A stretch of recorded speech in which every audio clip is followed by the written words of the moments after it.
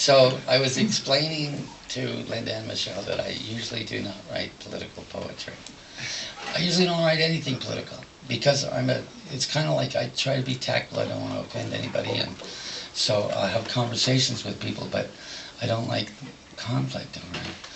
But I'm so discombobulated, which I think you guys can testify to, so wound up with watching the three cable news channels every day that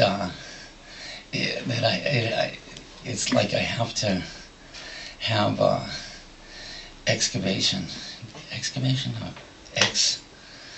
getting it out a little bit. So I wrote this poem called Erectile Malfunction. When in a debate for the presidential election, I see no need to disclose the size of one's erection. Anyway, I have heard that the Athenians preferred small penises. Valuing more the mind, they produced many geniuses. Theseus was the hero. Theseus was the hero they admired, small but agile and swift in thought. Many a larger man he brought to defeat whene'er he fought. The Spartans' hero was Heracles, but when we think of the grandeur of Greece, we tend to think of Socrates or Pericles, Euripides, Aristophanes, or Sophocles. Now, Donald Trump has wanted to be president for a long time, and this is his last opportunity. But when he talks of the good old days and making America great again, I think he's appealing to white supremacy. And though he claims that a racist thought never enters his head, his first wife has revealed that he kept a pile of Hitler's speeches by his bed to read each night.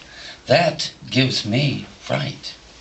And I find it hard to admire a man whom when you question or criticize gets a demonic look in his eyes and responds with a boast and a demeaning, insulting quip.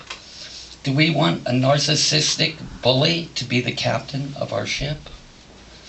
Now, Donald most likely admires Heracles and fancies himself a Spartan. But I think it more accurate to view him as a Cretan. And with his wheeler-dealer ways following the track laid down by Edward Bernays, perhaps even a Satan. Returning now to ideas Greek of sound mind and strong physique, both are good. But if we really want to make a fresh start, we need a man or woman with a compassionate heart.